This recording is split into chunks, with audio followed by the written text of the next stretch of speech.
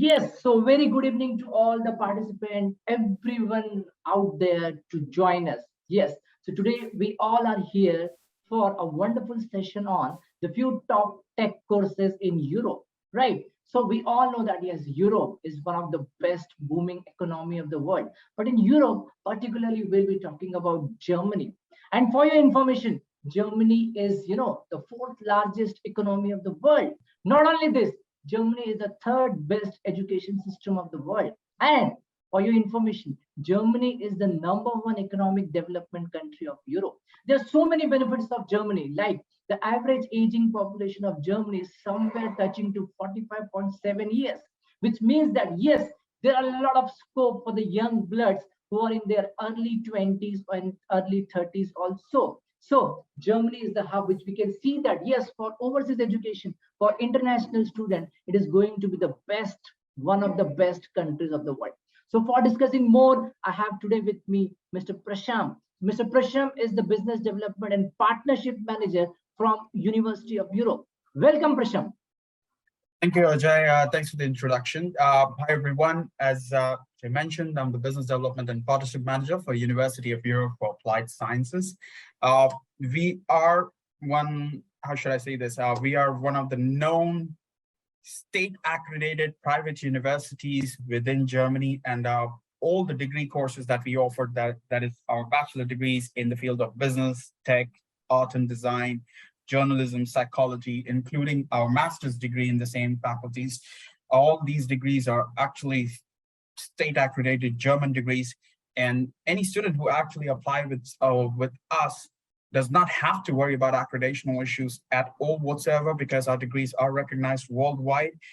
We have a big career team as well supporting our students in order to ensure that we have high employability post completion of the degrees. In fact, many of our students actually have a job before even graduating, which is one of the top features that we have. When it comes to our business faculty itself, we are ranked among top 2 in the city of Hamburg among private universities, and we are ranked among top 5 in Berlin itself. If you look up, this is as per CHE. So many of us look at Times Higher Education, we look at QS World Rankings, but in Germany, we look at CHE, and Europe and specifically, we look at U Multi-Rank. So as per U Multi-Rank, we were ranked among the top 10, to be specific, number 7 in the European continent for business studies in private universities, in fact.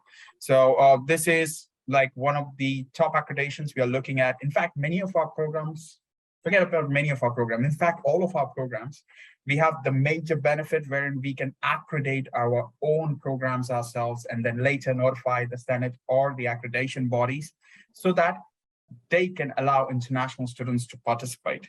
So this internal accreditation system is something that very few, I would say a handful of universities, private universities that is, have within Germany. So when you're looking at UE, you're looking at a career, you're looking at a profession as a whole when you move on to Germany. So Ajay, right back at you, because I have heard from you a lot that many students have various kind of questions that they want to know about Germany, what to do, what not to do, what kind of career, what kind of salaries they can expect post-graduation, PR options, stay back options. So how about we start with that? Yeah, sure. So it is nice, Prasham, that I'm so happy that you're not going to present any PPT per se. So we will have an interaction, right? We will try to solve all the doubts and queries and concerns of a student. So, the first question which comes to my mind is, if I talk about University of Europe of Applied Sciences. So, I mean, can you help us to understand what is this applied sciences? I mean, what is all about this? All right. So when we say University of Applied Sciences, okay, so our name is University of Europe, but when we say University of Applied Sciences, means the focus in the studies is on the practical part. So you're looking at practical experience. When you say a university, all right, and when you say a University of Applied Sciences, they're totally different. University of Applied Sciences always focuses, their emphasis is more towards the practical bit. So when that happens, when the student is studying a certain course with the institute, they're not just stuck to the books. They're also getting practical experience. For example, if I have to talk about our bachelor's program, or even our master's program, right? We look at a minimum of 4 to 6 weeks of internship on full length programs, right? Because masters, we have various lengths available, but in the full length masters, we have 4 to 6 weeks of internship requirements. Same goes for our bachelor's. There's a 4 to 6 week internship requirements. In fact, for our international students, right? Students coming in from all over Asia, Africa, Middle East, the Americas, the American continent as well. So for them, they even have the ability to actually move outside of Germany for a period of 6 months and study in one of our partner institutes worldwide. All right. Can be anywhere in the world. They can actually choose from a list of given institutes, or instead of that, they can actually work as an intern for a period of 6 months, which additionally adds more experience. How should I say this? When in Germany, when employers look at your CV, what they look at is not just from where you've completed your studies, they also look at what you have actually done. Have you done an internship? Do you have any base idea or experience? See, many of the times students say, I graduate, I'll be a fresh graduate. No, it's never a fresh graduate. If you've got an internship in your profile, if you've got certain amount of part-time hours that you've put in maybe in a startup as well, what were you doing in that startup in those part-time hours or doing an internship? That matters as well. That builds up confidence on your CV for the employer, whether or not they want to go ahead. Because in Germany, employers look at, how should I say this, on a long-term perspective. They don't look at short-term that, okay, I'll hire this guy for a period of 3 to 4 months, and once my work is done, let him go. No, it's not like that. They look at long-term perspective. So that's where that practical experience comes into picture. So yes, with us, UE, we are a university of applied sciences. However, we are a state accredited university of applied sciences, which also gives our students the benefit that they can, move on to a public university as well at a later point. That means our credits are recognized in a public university as well. Not just that, they're stuck with our qualification, they can't do this, they can't do that. There's always a way out. Students can actually transfer credits, or students can actually, maybe progress on to another bachelor's or another master's, or maybe PhD with a public university in Germany. So the options are there. Our credits do have a value within the German education system, which allows them to do such things. That's great. So what I could understand what Prasham has said, that yes, University of Applied Sciences more or less focus on the applied learning, right? And probably yes, when I go for any interview or for that matter, any of the job placement, we basically talk about skill development, right? So this is the only thing which is going to, make you identical. This is going to make your USP so that you are placeable, right, Prasham? That's absolutely right. That's what we focus on the CVs. And when when our students actually approach our career center as well, what they discuss with the students is their CV, what they need to put in the CV, what they don't need to put in the CV. For example, in India, we will put like all our personal information, like name, father's name, mother's name, address, phone number. Obviously, these two are important, but father's name, mother's name, that's not important. You don't need to put it there in the CV.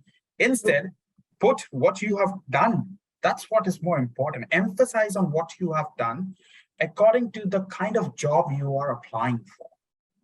That's how it works. So practical approach is what we focus in, and that's what we expect our students to know beforehand when they apply with us. True. So, Prasham, many of our learners have always, maybe a myth or maybe a question Mhm. that is it important, to learn Germany when I go to Germany? All right. So when we travel to Germany, whether or not to learn, Deutsch, that's German. So I would say it depends upon the applicant, right? It depends upon where you would be, what city you would be in. I'll be very frank. 60% of our international students, when they step into Germany, they do not know more than handful of German words, right? And those handful of German words, they've technically got it from maybe YouTube or another, language teaching free application on the web, or on Google Play Store or App Store. So that's how they've learned. That's only a handful of words, nothing else. So, but then once they walk into the country, they start picking up on the language. Why? Because when you're on campus, even if you don't know German, You're all sorted as long as you know English, right? You can go walk up to student services or finance, they'll speak with you in English. You walk up to any of the professors, they'll speak with you in English. But the moment you're outside of the campus, that's where in the real world is. And that's not going to be, easy for you when you don't know the local language itself. So what we suggest is always pick up a few words, all right? Easy, simple words. Pick it up. There's a lot of ways to learn German for free. So just pick up a few things before traveling because it comes in handy for you for your day-to-day life, like going out shopping. One of the most easiest thing, grocery shopping, right? That's what every student is gonna do. So it comes in handy. But then again, when you're looking at a long-term perspective, like you want to apply for, for a job, you want to apply for a PR, it's mandatory for you to have at least B1 level German language proficiency. So considering that, it is always better to build up on your language skills because on the long run, post your graduation, all right, you will have more options in terms of job opportunities, right? So let's take an example, data science, all right? The professional IT and data science tech field. So in this particular field, the starter salary, normally for any fresh graduate, for any graduate, the starter salary would be around 3 to 4,000 euros a month, right? But when it comes to tech, data science, IT field, you're looking at a starter salary of anywhere from 4 to 7 or even 8,000 euros a month, depending upon which province you are going to be getting that job, right? So depending upon the province, you may have to pick up the language because the locals over there might not be that proficient in English, although they could understand English because again, there are many tourists many tourists travel to Germany as well. They don't know German at all, but they still travel and it works out.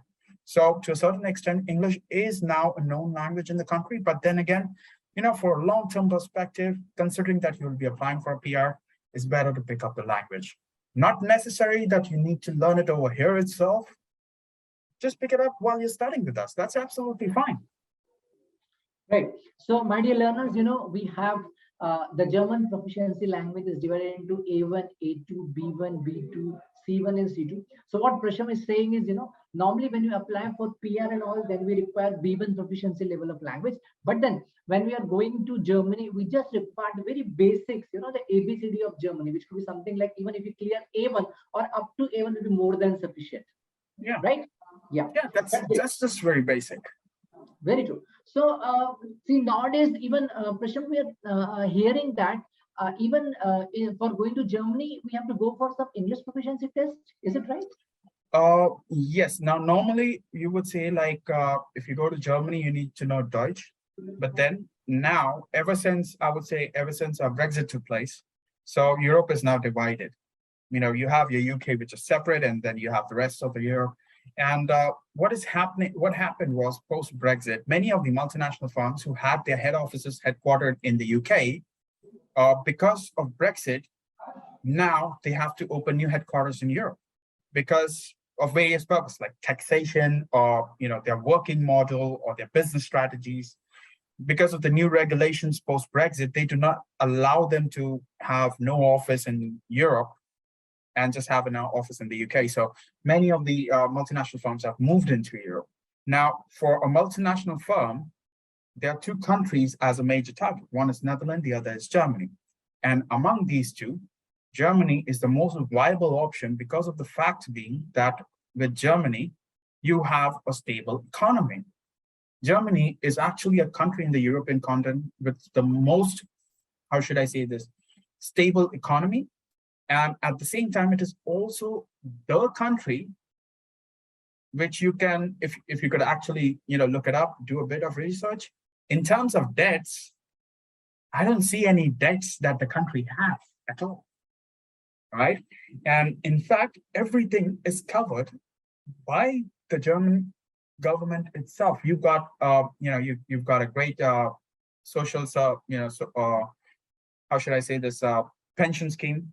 When you retire, you have unemployment schemes in case you don't have a job, wherein the government actually pays you a certain amount, even for the time, for the period wherein you don't have a job. So there are a lot of options and benefits available. And when you look at all those social services, the cost involved, and you look at Germany, you're looking at a country wherein they want more and more people coming in. So in fact, there were a few surveys done. In fact, if you go online as well, look up employment options in Germany, how should I say this, interview options and stuff. You will see that there are a lot of options available that you can actually apply in, right? But at the end of the day, it's all about whether or not you're there. But when you look at Germany as an economy, it's one of the strongest economy in Europe itself. And in fact, even if you look up news as well or financial forums online on YouTube, you would always see Germany leading things as an example, right? So that's what you that is what you see. So because of that, companies started moving into Germany. Now Germans are not used to English. They weren't used to English in the past. They were more of Dutch. But then because of these companies moving in, now they need more English speakers, right? And slowly and steadily, it started a few decades ago that courses were introduced in English. Now, if you would see, there are many public universities as well with the same benefits, wherein courses are available in English. But with us, like private universities, courses available being English, it wasn't an easy task as well. But we have it now. And now, if you don't have a proficiency in English, tell me, Ajay, you don't know Deutsch, all right? You're an applicant right now. You don't know Deutsch. You know English, but not that great that you can actually get into technicalities of stuff. Do you think you would be confident enough to speak in front of the public? No. That's the thing. When you give an English proficiency language test, that tells us how good you are with your speaking skills, how good you are with your written skills, reading skills, and listening skills, right? These are four basic skills that are required in a certain language. And when we look at that, right, I see many students, I'm not sure if many students have approached you, can we submit a medium of instruction letter? If we've studied, if our past qualification was in English. So when we submit a medium of instruction letter, that does not state that you have all those four skills in place. There is no way of assessing it. That's why English language proficiency tests like IELTS, like PT, TOEFL, Duolingo, they come into picture. This gives us an idea where your language skills are. And for immigration point of view, even the immigration officers, they know this guy doesn't know Deutsch because there's no, language proficiency for Deutsch submitted by the student. So this guy needs English at least. Why? Because if he's going for an English thought course, he needs to have English proficiency there. So that's how they test it. In fact, many of the students these days are being asked to submit English language proficiency test results for visa purpose.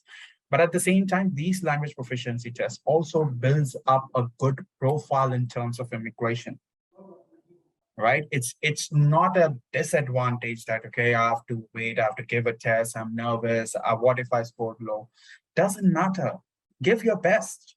You try, you coach yourself. There are so many people out there who would coach. In fact, as far as I remember, upGrad also has a team where they coaches for IELTS, right? So you've got your personal coaches who will help you with your language skills.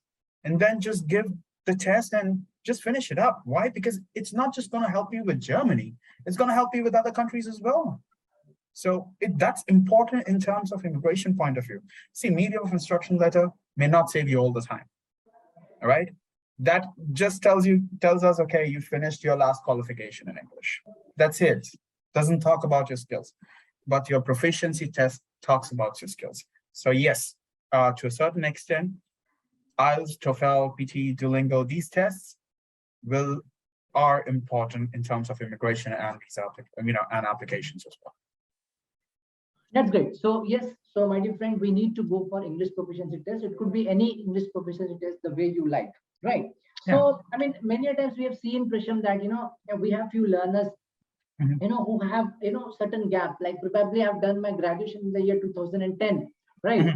And after working for say 10, 12 years, now I feel that probably I want to go for my master's education. So can Germany be a good option for me? Yeah, this is something which I get asked out a lot, especially when I'm in seminars or if I'm doing like certain events and fairs across Asia, because we see a lot of applicants having study gaps, right? You apply for United States, you apply for Canada, you apply for UK, you apply for Australia. There are certain limit of study gaps allowed or applicable. But in Germany, we have this no age cap rule. So this no age cap rule actually allows our students to start studying in Germany at any point in time in their life, right? They may be a 60-year-old, but they are applying for a master's degree now, or maybe even a bachelor's degree. So from an immigration point of view, as a university point of view, we are being fair, right? Everyone has the right to education, they can apply, right? But from immigration point of view, many a times this creates a negative impact. And the question rises is, why is there a need for you to study at this point in time, right? Why after 8 years? Why after 10 years? Why after 20 years? Why do you want to study now? And different students can have different point of view, a different perspective towards it.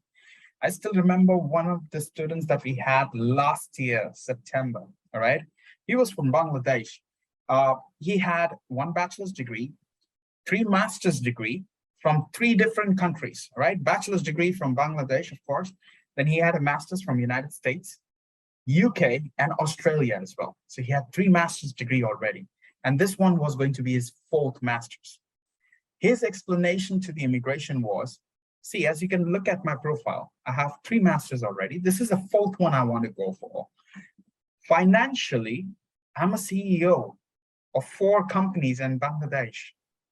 It doesn't matter if I have to stay back in Germany or if I have to come back, because at the end of the day, I have to run that business as well. It's not gonna, work on its own. If I'm missing for a few days, I'm gonna get calls. So obviously, that business is important to me as well. But education is something that is a dream to me. Not everyone gets that chance. Now I have that chance to go abroad, study. I'll study. And trust me, his age was 53. My God, that's great. His last degree was from Australia, and that was when he was 37. Now he's 53. This year he turned 54. In fact, once he moved to our campus, he started studying in September last year. He has graduated earlier this year. In fact, his daughter as well has moved into Germany to study. She's studying PhD right now. So I've actually met them as well in the past. It's a good family, good guy.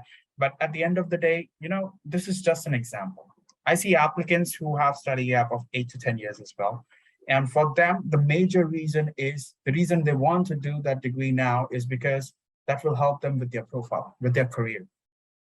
So what matters is how you convey this message to the immigrations, right? So that they allow you that, visa. Sometimes you get applicants who wants to do a second bachelor's, although they have one already. And it's quite important that we can tell them, we advise them that, see, you need to work on this question. Why? Because you're going to be asked for it. Why do you want to do a second bachelor's now? So this is how it is. It's all on the perspective part and how you are able to convince the immigrations for Germany. In Germany, there is no such thing that you can't do a second bachelor. You can't do a third master or fourth master, or you can't study after having a gap of more than 6 years. No, there's no such rule. You need to be able to just convince the immigration, why do you want to study now and why this degree? How it's going to be helpful to you. That is what is important.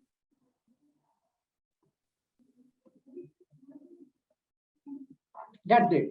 So, I mean, more or less what I could understand is any gap, maybe 8, 10, 15 years, but what is important is how do I justify it, right? That's Do I right. have a valid reason? If yes, then you're good to go in Germany. So one of the best country where even the age is just a number, wherein, Yeah. you can plan, right? That's great. So, a very important question from Indian students' point of view, Prasham. Mhm. Do we have any scholarship in University of Europe for our students? All right. So when it comes to scholarships, yes, we have scholarships ranging to It depends upon the course. You're going for a bachelor's degree course. We have scholarships ranging to 15 to 50% as well. We have a certain type of scholarship wherein the students can actually get a full exemption on the tuition fee as well. But that then again, it's very competitive. It's not easy. We get a lot of applicants who want to apply for this particular scholarship, but then again, it's given to the one which has the highest merit at that point in time for that particular intake. Then we have in masters, the scholarship can go from anywhere from 15% to all the way to 30%. Again, the full exemption scholarship is also available in masters. Again, it is more emphasized towards, it is for those who have very high merits in terms of academics and professional experience. And to a certain extent, the scholarship, it depends. I see many a times a student checking on, how much are you offering as scholarship? And I tell them the scholarship, and they're like, this is Germany. I said, yes, you are going to be studying in Germany, but you're not going to study in a public university. You're going for a private university, whereas there is tuition fees involved, right? A private university like us has a career team whose only job is to ensure that the employability ratio is high. How? Approach industry partners, get job vacancies, job offers, get them listed in our portals so that students can apply, opt for, get industry leaders to do webinars, seminars, do virtual fairs, or in-person career fairs across campuses. So all these, there is a certain amount of cost involved in having do all these. Our professors, they've worked in the industry in the past. They don't just have teaching experience, they are currently working as well as professionals in their respective field. Again, that cost adds up. Now, when you're looking at a private university, we do not have the government aiding us with anything. It's all our stakeholders who put in the money for us. So at the end of the day, as a student, when you are paying a fee, you're paying a fee not just for the education, but for the additional services that you get.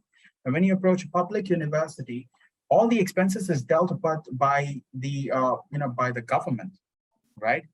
I'm not saying that public university is anywhere behind private universities at anything, but then again, it's a matter of services, right? You're looking at a public university, education wise, no doubt top notch, right? But then again, services like career center. Okay, you got over here, you got someone whom you can approach even at midnight and they will respond to you. But over there, you have to do everything by yourself, right? You've got huge classes where you would have like 300, 400 students sitting in a single auditorium for a single lecture, depending upon your course. And private universities will have like smaller batches. So when you get that amount of care in private universities compared to a public university, there's a big difference. Of course, there would be a tuition fee in a private institute. They're stakeholders. We need to pay them back as well because of the investments. However, majority of the time, the confusion when it comes to scholarship in Germany is because of the fact being that there have been certain miscreants in the past, right? They have been there, and they always create a wrong view of a certain system. So there is no tuition fee in public universities, but there is an administrative cost that you still have to pay, right? And what these miscreants do is like, they promote it as free education. They promote it as, full scholarship. Wrong. This is not how scholarship works. Now, with us, you do get certain discounts, all right? And it depends upon your course, how much you would be getting. For example, let's pick our bachelor's degree. Okay, if a student has more than 90% in their HSC, I'm talking about for an Indian student, if the student has more than 90% in their HSC, an Indian student applying for a bachelor's degree, regardless which bachelor's degree they are applying for, they get straight 50% off throughout their course. All right, so that reduces their tuition fee by 50%. So on an average, the total tuition fee for a bachelor's degree is around 36,000 euros plus. With 50% discount is less than 19,000. That's a big margin of a scholarship that they get. But then again, it depends upon the applicant, whether they want to come to us or they want to go to a different country. It depends upon what they want to do. Majority of the time I see students, they only want to offer Germany because of the free education bit, but they don't realize the exact entry requirements because there's not many people in the industry to actually tell them this. And many miscreants actually create, false news and, fake requirements just to embezzle some cash. So that changes everything. So yes, scholarship wise, as a private university, we do have huge scholarships available for students, but it is for the ones who have high merits. That's what we look at. Yes. So what I could understand is basically we're talking about academic merits, and yes, on an average, we can talk about from 10% to maybe 30%. And in some cases, probably if the academics is very good, it can even go higher. Right. Yeah. So I mean, now coming back to one of the main, crux of what today's session is. So what would be the few good tech courses in Europe or maybe in Germany which students should generally opt for? Now, it depends. If you're looking at tech courses, you also need to consider innovation bit as well, right? So, for example, innovation courses in Europe normally range in the pricing of 24,000 euro a year, all right? Depends upon the length of the masters as well. Some are like 2 years, some are like 1 year. So it can go up to 50,000 euros as well, anywhere from 20,000 to 50,000 euros. So innovation courses is one thing that is more highly sought after in Europe. And if I have to talk about in specific to Germany, then yes, innovation, uh, tech, software development, that is, and data science again. These three major fields have one of the highest recruitment opportunities currently in the country. You're looking at higher starter salaries depending upon the province you're in. And the one thing that is important with Germany is like you've got various options post your studies. You have the European blue card option as well, which most of the students sought after. But then again, you have your regular work permit as well. So you have two options to stay back on. Then depending upon which option you choose, you get your PR option as well. And many a times, the time that you have to spend on a work permit or European blue card in order to get a PR reduces depending upon your qualification. Reduces depending upon your profession or the field of study. So when you're looking at Germany, I would say innovation and tech industry would be the most sought after right now.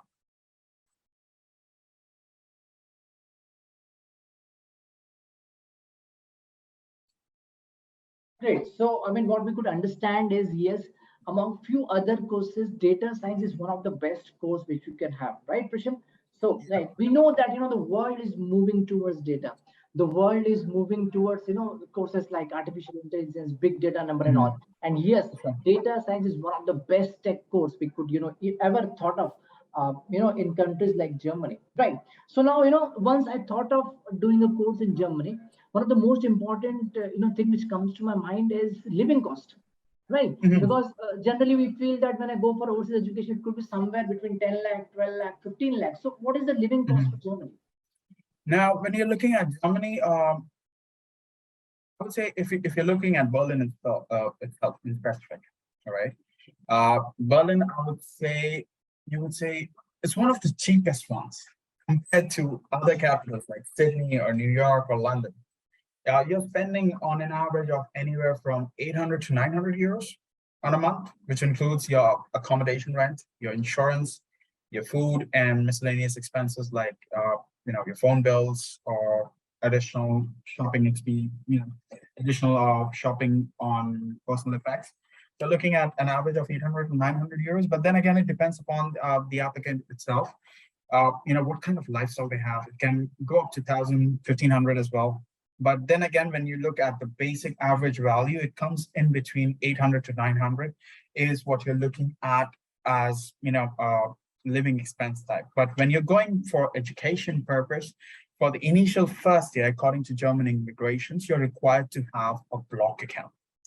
Now, this block account is, how should I say this in simple words, would be nothing but a set of amount that you put aside in a German account, all right?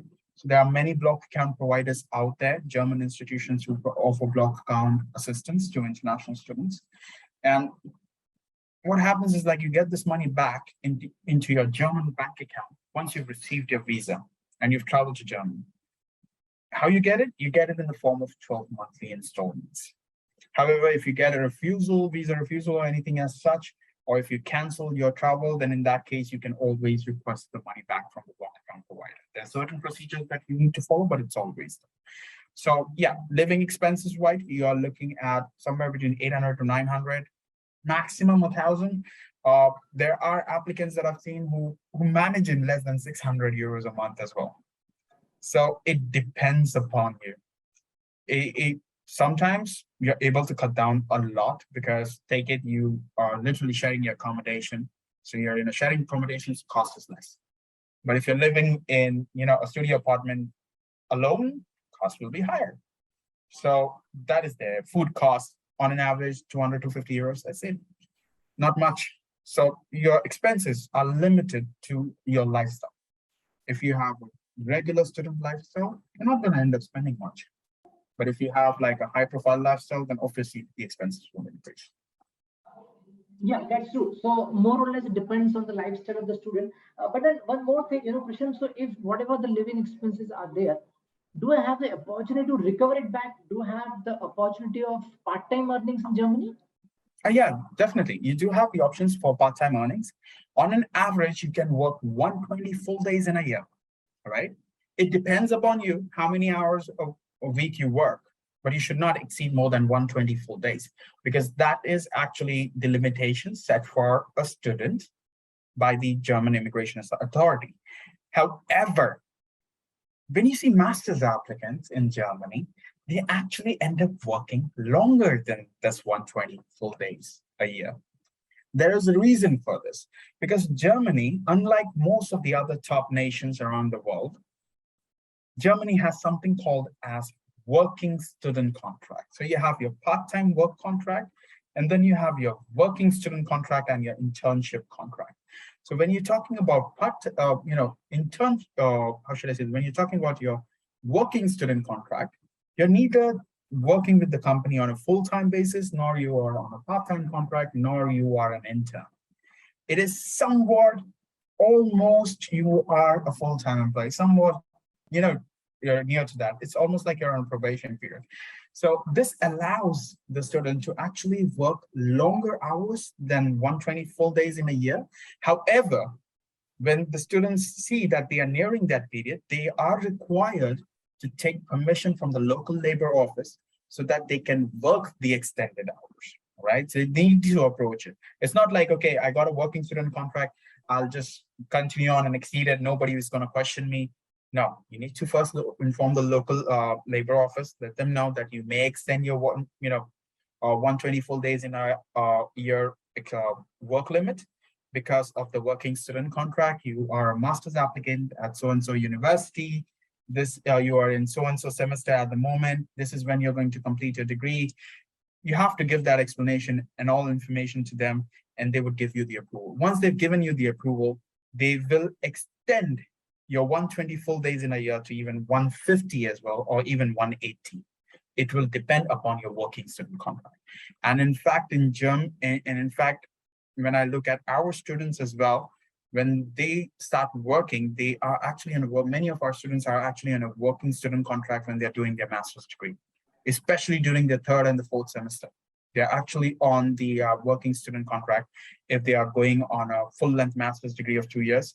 If they're on a one-year program, then probably in their second semester itself, they have got a working student contract. Because having a working student contract gives you the opportunity to showcase your skills, your work to your employer. And there is a very high probability that you will be absorbed into the company post your graduation. So this actually helps with your employment options as well. So because So that's great. yeah. Yeah, so that's simply great. Not only I have the right of part-time working rights, which is generally, in different countries like 20 hours, during your academic session and 40 hours during your non-academic session. But as mentioned by Prashant, there's something called as working right contract, wherein the student is something, working like an intern when he's working directly with the company, which comes under the applied learning, right? And there are very high probability of getting the job in those companies, right, Prashant? So getting a working student contract is one of the best things a master's students can do. In fact, not just us, but many private universities, many public universities also recommend that the students should get into working student contract when they are studying their masters. In fact, there are numerous YouTube channels from Indian nationals or German nationals as well, where they refer to working student contracts. The reason that they put so much emphasis in it is because it's very valuable to a student, especially in their masters. So it's an important thing that can actually set their foundation for their career in Germany. That's true. So, Prashant, just want to understand, Mhm. even does University of Europe helps the student in the placement or maybe placement activities? When it comes to placement activities, we do have a lot of placement activities that occur. On an average, we have at least one placement activity every month, may that be virtual or in person. And this is across all campuses, right? It's not like once a year or once a semester, across all campuses, depending upon the availability of our, collaborative partners or industry leaders. We have these sessions. Now, of course, we are not an HR placement firm, right? We are an education provider. So we can only bring in the opportunities wherein it is up to the student whether or not they can make it. We will help them with their CVs, right? We will help them with how to communicate for a certain type of a job, how to write a cover letter, how to speak during an interview. We would literally spoon feed them on that basis. But then again, whether or not the student gets the job, it's up to the student. So yes, support-wise, we are there. However, getting the job is up to the student himself.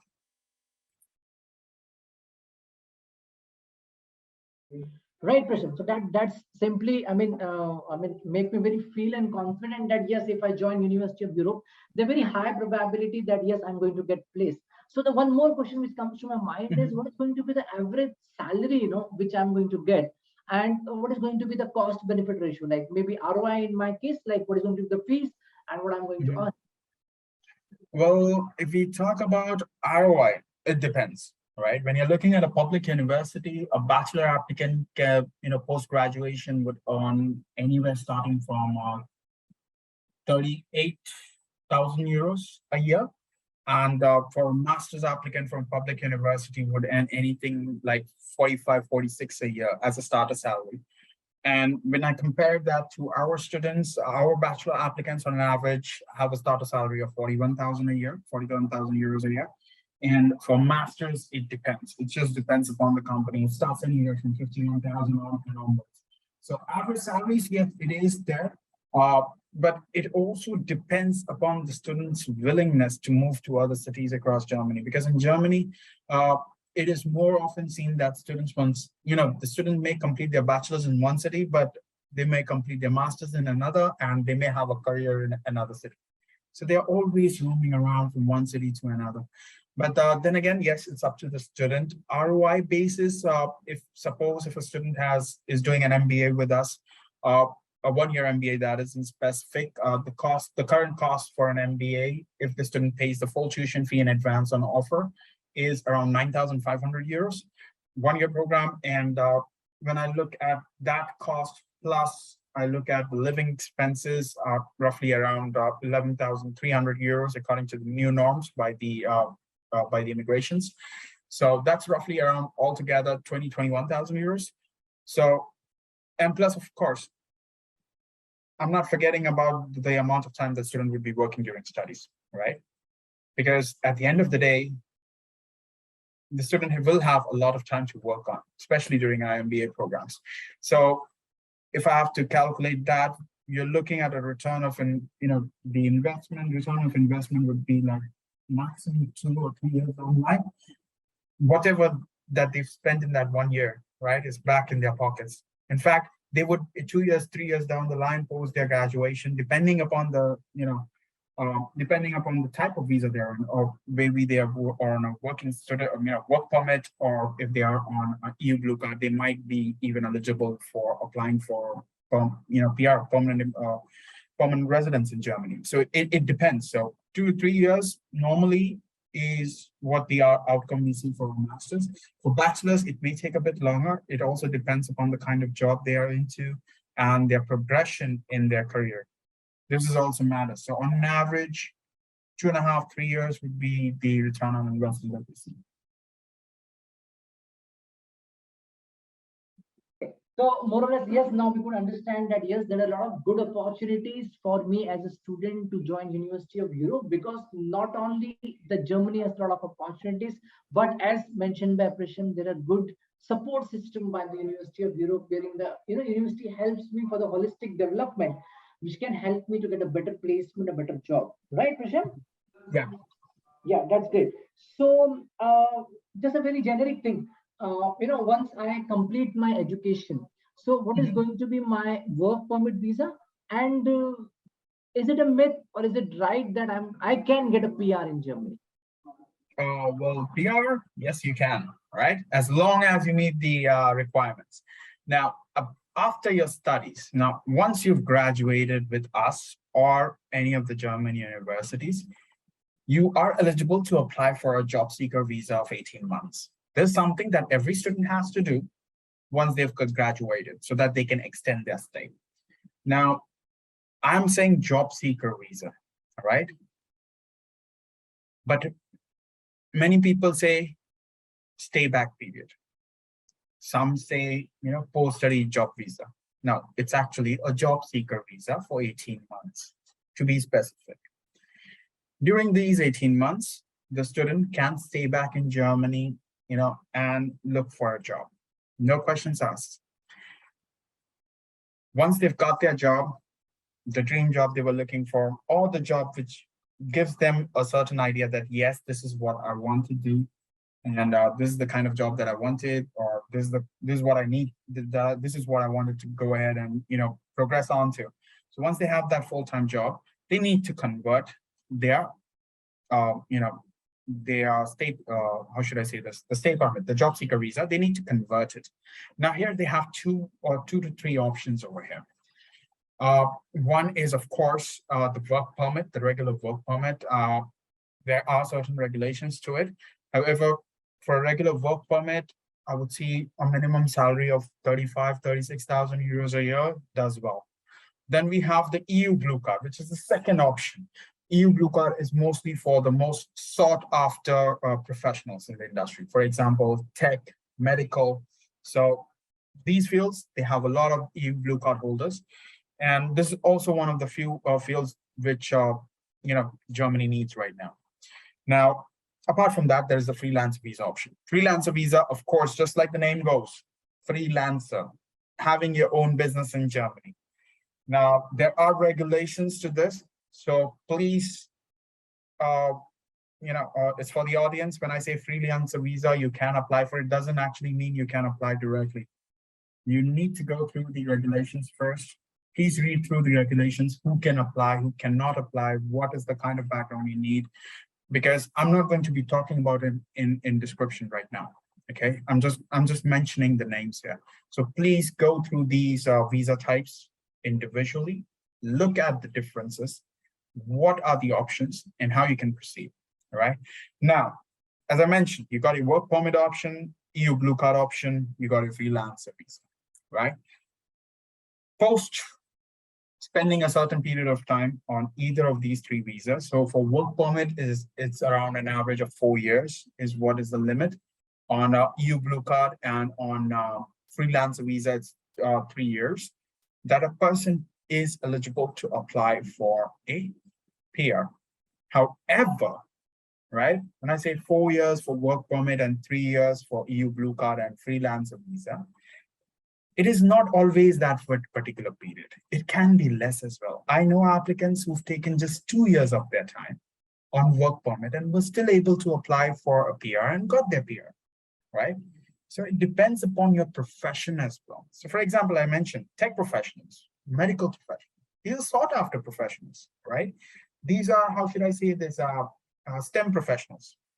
So technically, these professions are high in demand, more people are needed.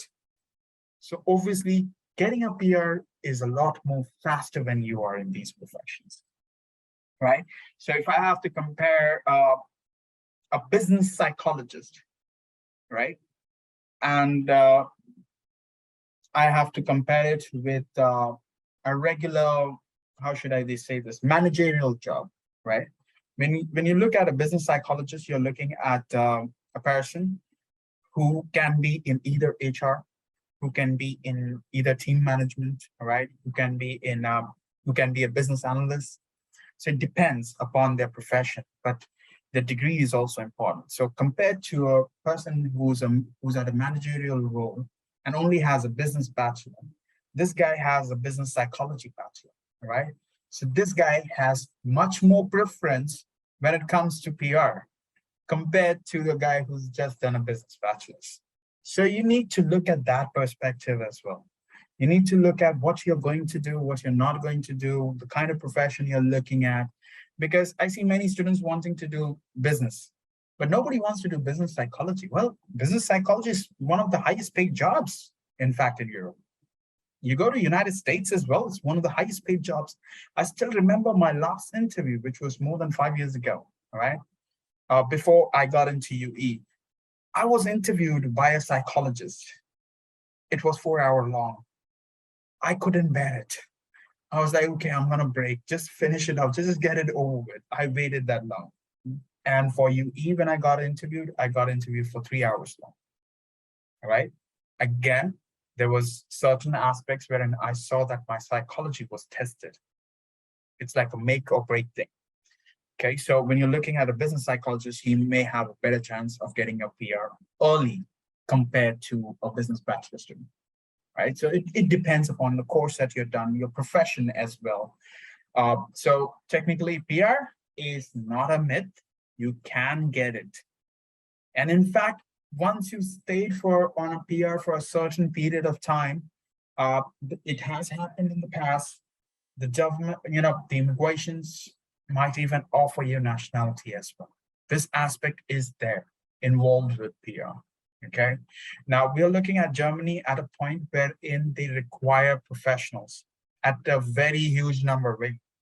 Quantity is quite high. And because of that, what they want is qualified professionals to be coming here.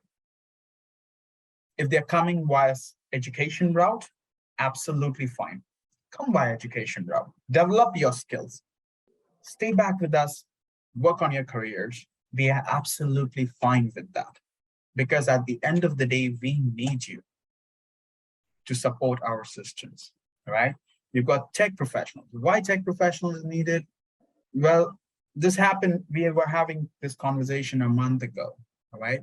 And like we were like, the other person was a good friend of mine from, he was representing a Canadian institute. So we were like, dude, why do you think IT professionals are much more needed in Germany? I was like, see, it's Germany, right? Everybody knows Western countries are developed. But why would Germany need IT professionals? It's a very vague question to begin with. Well, there is a reason why, because Germany is currently lacking IT professionals. They have the technology, but they don't have the staff to support it. Because Germany itself loses a certain percentage of their youngsters to other countries as immigrants, right? Other countries like United States, Canada, they also look for German degree holders. May that be German nationals or other foreign nationals from Germany who's acquired a degree in German. So when you're talking about the quality of the degree, that's how highly regarded they are, even in US and Canada. So that is the reason why they lose a big chunk of their own nationals to other countries as immigrants. So who will going to replace that? Then we talk about, okay, what about medical professionals? You talk about medical professionals, all right, let's talk about nurses, all right? One of the most basic requirements in medical field. Well, when you look at nurses, as we see, the actual German population, they are getting older, right? Every year, more and more people retire. When they retire, they have their social security benefits, right? Which involves hospice, caregivers, and stuff. If there are no new nurses coming in, who is going to replace the old staff? And who is going to cover the staff which is going to be taking care of the social security services? Who's going to do that? No one. You look at doctors, right? I still remember we had a record breaking of 16 dentists last year. 16 dentists, right? They applied for innovation and design management, which is an innovation course in innovation and entrepreneurship masters. And they applied, they got their visas fairly quickly. That was a record, like 3 weeks, and they got their visas. They traveled to Germany.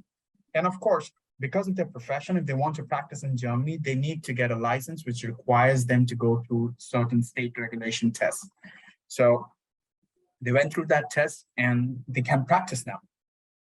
So of course, doctors are also needed. So they are not just nurses, doctors as well. So you got the IT professionals from all backgrounds, like developers, data scientists, data analysts.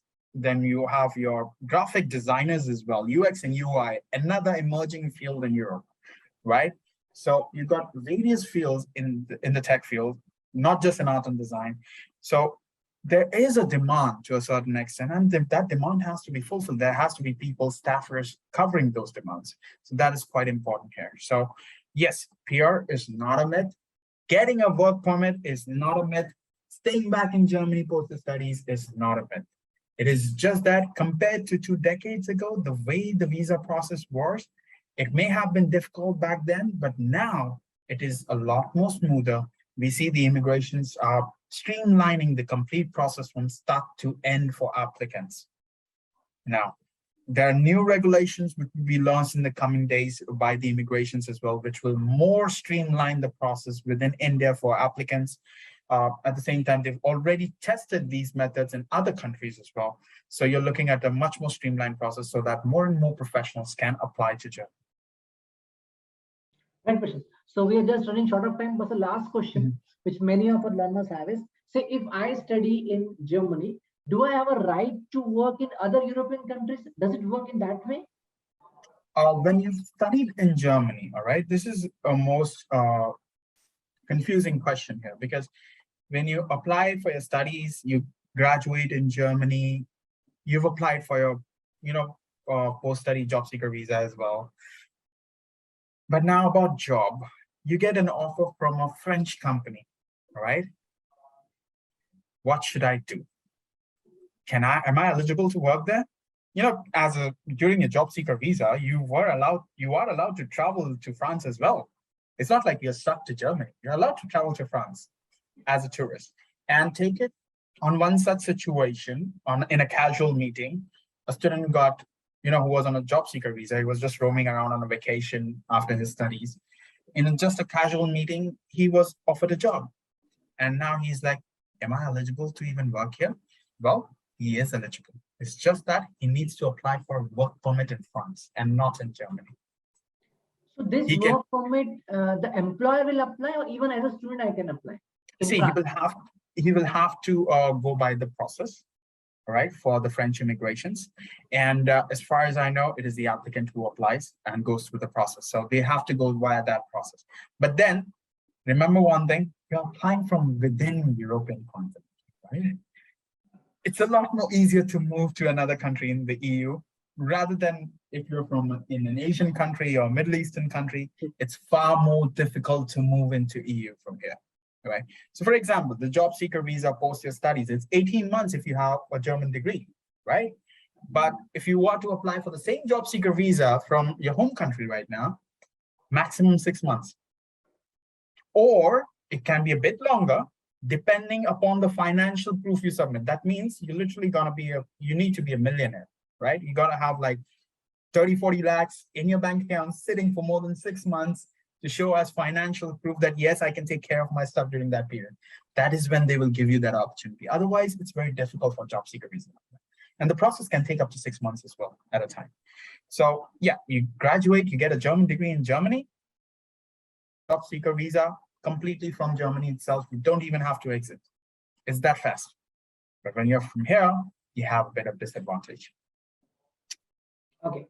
So, so we have almost come to the end of the session. So yes, we have lot benefits for studying in Germany. It is not only one of the best economic development countries in the Europe, but as mentioned by Prasham, there is a lot of good opportunities for the young graduates, right? And particularly when I talk about tech courses like data science, yes, we have a lot many opportunities.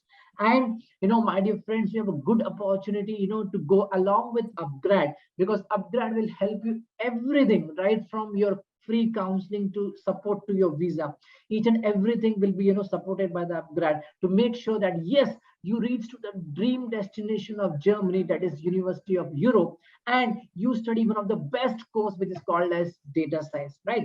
So lot many opportunities in Europe. Yes, we can think about Germany as one of the best country, right? As I've already mentioned, due to aging population, there's a lot of good opportunity. And just now, as mentioned by Prasham, yes, there are even good opportunities for PR or EU blue card also. And lastly, what he mentioned, I really liked it, because you have a good choice of moving around the complete Europe, right? Once you have studied or completed your German studies. So I hope, Prasham, many of the students who have attended this webinar or session would definitely love to come to Germany, and definitely they'll join Europe, I mean, University of Europe, right? And if by any chance we have missed any question, we'll get back to you. And if you have any doubt, any concern, you can always come and chat in our website. We'll definitely help you. And maybe we can call once again, Prasham, to help you out. And then believe me, University of Europe will be there to support you in terms of scholarship, in terms of once you join there, in terms of placement activities also. And there's a very high probability, as already mentioned by him, that almost 93-94% there are chances that you're going to get the job once you study from University of Europe. Anything else you'd like to add, Prasham? Uh, I believe you're forgetting something about data science that we discussed about, Ajay. Yes, data science. Yes, data science is one of the best course which we can really help you with upgrade to join data science, which is the hot cake and which is the most trending course. The course which can help you to get lot many opportunities and jobs around across the globe, whether you talk about Germany or any other country. Believe me, data science is the future. So you have a very good choice of doing data science from University of Europe with the support of upgrad abroad. So for anything, you can come back to us. So from the bottom of my heart, I'd like to thank Prasham. I'd like to thank University of Europe to get associated with us. And from our team at Noida, from myself, I am Ajay Gidwani, the head training of abroad education for upgrad abroad, and my complete team. I'd like to thank Prasham, and special thanks to all the participants who have attended the session and who have given their precious time. Thank you, Prasham, and thank you, audience. You're welcome, Ajay. Thanks, everyone. Yeah, bye bye. Take care.